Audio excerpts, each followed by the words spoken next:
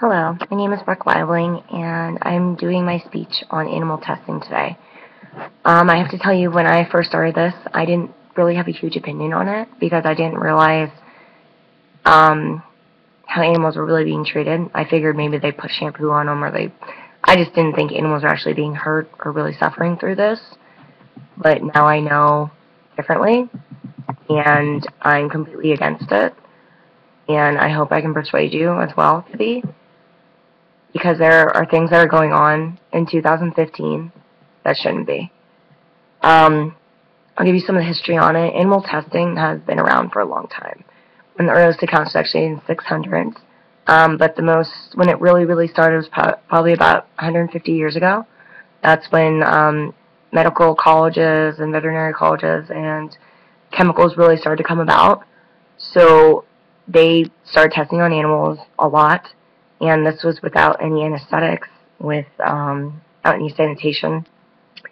So a lot of animals suffered and they died, not only from failed experiments, but also just from infection. It was basically a bloodbath. But since this has been around, there's also been protesters, which I think is good. One of the first people I could find, one of the first accounts was actually Edmund O'Mara in 1655. He protested against animal testing because he said the pain and the suffering of the animal actually interferes with the results. So why are we even doing this if we found this out even in 1655? Another one was in 1789, and it was Jeremy Bentham, and he started a debate, and he said this, and I quote, "The question is not, can they reason nor can they talk, but can they suffer?" That gives me goosebumps, because of course they can suffer. Yes. So let's not make them suffer. Luckily there have been laws passed. They're not very good ones, but they offer minimal protection. I hope we can get better ones, but one of the first ones was actually called the Martin's Law. That was started in England in the 1800s, and it was actually to protect livestock, because that was a lot of people's livelihoods. That's what, excuse my pun, but brought home the bacon, and that was to protect them so people could have their livelihoods and keep their homes. I actually looked up why people do animal testing to this day, and I've actually found a physician's website, one of the top 3 reasons why animal testing is done, and one of them is to advance scientific understanding, 2 is to develop the solutions to medical problems, and 3 is to protect the safety of people, the environment, and animals. Then, one of the other main reasons I found that they said was that animals are used to find out what happens to the whole living being, and it's not yet possible to develop without animals.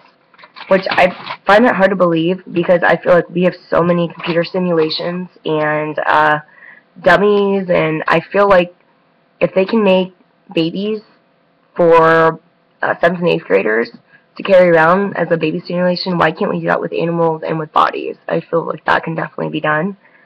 I actually started looking into some of the laws that are around present day, and I was horrified. I had no idea how minimal to even barely any protection they actually offer. And one of the ones I was really surprised about was the Animal Welfare Act. I found out this only protects less than 10% of the animals actually used in laboratory settings. I mean, I'm glad it protects them, but what about the rest of them? It protects dogs, cats, non-human primates like monkeys and chimpanzees. It also protects guinea pigs, rabbits, and other warm-blooded animals. But like I said, this makes up less than 10% of what's actually used in laboratories. What it doesn't protect are rats, mice, birds, cold-blooded animals like fish, amphibians, reptiles, livestock, or other farm-raised animals, or, and this is the big one, any laboratory animals that were bred and raised in the laboratory.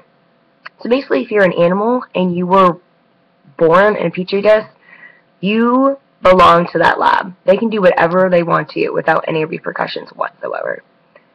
And that's sad. And the other part of this is that these animals, they are what make up laboratory animals. They are 90 to 95% of what are used in labs, and they are not protected. Why? Why? That's all I can say is why. And on top of this, their housing, their feeding, their handling, and their veterinary care and their psychological well-being are basically non-existent. There's no law for that whatsoever. They are basically born in a cage, and they are kept in a cage their whole life. That's it. That's all they see. They have no idea what grass or outside or sunlight is. No idea. And another committee I found that's supposed to help animals like in laboratory settings, it's basically a joke. It's called the IACUC, or the Institutional Animal Care and Use Committee. I am amazed that this is even a thing, because to me it serves no purpose whatsoever. They basically are supposed to be 3 members that walk into a laboratory setting or a company that uses labs, and they're supposed to evaluate the animals and see if they're being treated right, if the experiments are humane, and if everything's okay and they're being treated right. And there are so many loopholes in this law, it's crazy, because the 3 members that actually go into there and have to evaluate this, first has to be a veterinarian that actually works in the lab and works with the animals. The other one is a person that doesn't deal with the company whatsoever. Another one is another person who works at the company.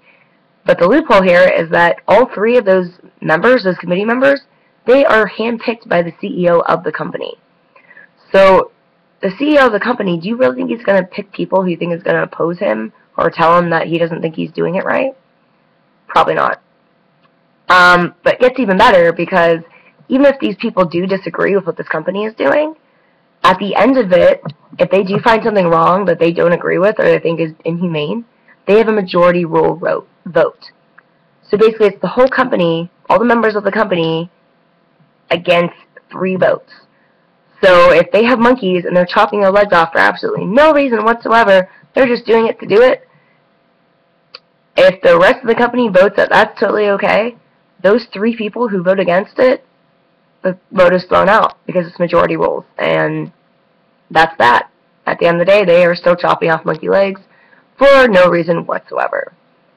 And that's atrocious to me. I actually looked into Richard Festing. He wrote a scholarly journal about animal experimentation.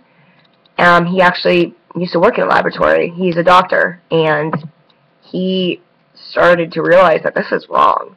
This is really wrong. And he actually found a lot of places where they do animal testing where it's just completely unnecessary, and almost every time they test on them, they get inconclusive results, almost all of the time. One of them was a behavioral study where they used animals to predict human behavior. They're using animals to predict human behavior. Once again, animals to predict human behavior. We are animalistic to a point, but we are humans. What they feel is not what we're going to feel. It's unnecessary. Also, weapon research and toxicity testing. Basically, animals just got blown up, which of course that's what's going to happen when you use a weapon. And toxicity testing, guess what? They got toxic, they were put in toxic waste, and they died. Big surprise. It's toxic. And there was no results. It's crazy. He also talked to some pain experts, Ralph Kitchell and Michael Goonan. They're actually veterinary pain experts, and they said pain is worse in animals than it is in humans. They said the reason why it's worse in animals is because they can't foresee into the future.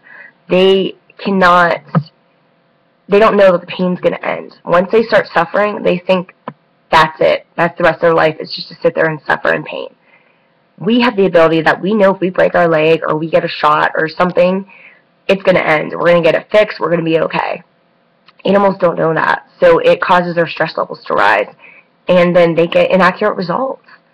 So they're basically just making these animals suffer for inconclusive results that they can't even use.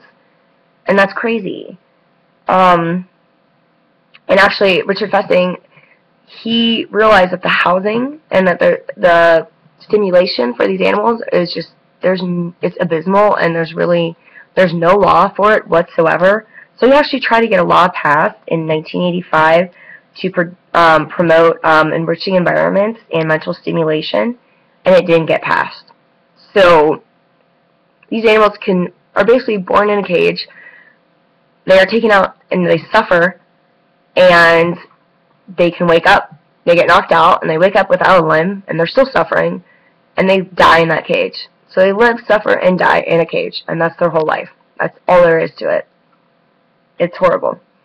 And one of the things that at the end of Richard Festing's journal, one thing that he said, which I completely agree with, and I quote, he says, "One can be guardedly optimistic that animal research will evolve into what it should have been all along, a moral science." And I agree. I'm about to show you some pictures. I have to warn you, it is disturbing. And it makes me upset that this is still going on, like I said, in 2015 to this day. This is a rabbit being operated on. Another rabbit with his eye missing, and because they did ocular research on him, and now he's going to die. Poor monkey. Another monkey with Botox. Those are dogs. Cat doesn't look very happy. Look at his eyes. They're two completely different. And that's in his brain.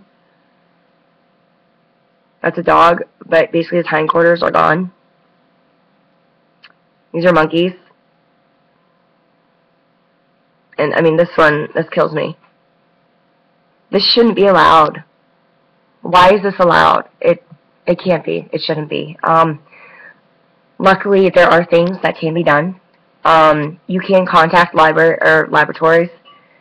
You can actually make your own products as well. You can go on YouTube. You can Google anything. You can make your own stuff, and you know nothing's being hurt in the process of it. You can write letters to companies. And know your products. That's another big thing. There's actually a list on PETA, and I'm actually going to put 2 websites underneath where you can sign up, and you can look up companies that actually offer non-animal testing and ways to actually fight against this. I'm going to put it underneath my speech so you can actually go on there and see them and sign up for certain things that you think are wrong. You can also refuse to buy. Don't buy from the companies that test on them, and write them a letter and tell them, this is why I'm not buying from you. And make it public. Let everyone know. Go on social media.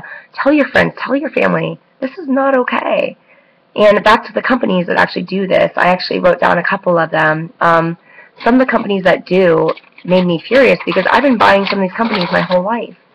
A couple of them are Almay, which is Revlon company, Always, which is Procter & Gamble, American Beauty, which is Estee Lauder, Aveeno, which is Johnson & Johnson, Avon, Clorox Bleach, Dove, which I was really mad because I have been using Dove my whole life. Not buying that anymore, that's for sure. Glad, L'Oreal, Liquid Plumber. Why are they testing on animals? Pine Sol, which is also Clorox. Some ones that don't are actually Abercrombie & Fitch, Aesop, BioClean, Bonnabelle, Conair, Crown Royal, Elf products, Elf Beauty products, Method products. So these are all ones that you can find, and like I said, if you go on the PETA website, they actually have whole lists of people who do and don't sell animal products, and you can actually buy straight from the website as well. So I hope my words have moved you, and I hope the information I find out makes you as mad as it's made me. And I really hope that you do go on these websites and you find what's actually going on and you let everyone know. So just please, we can't lose any more lives over foundation and bleach and things that just doesn't matter. It's not worth a life. So please, help me, help the animals. Please. Thank you.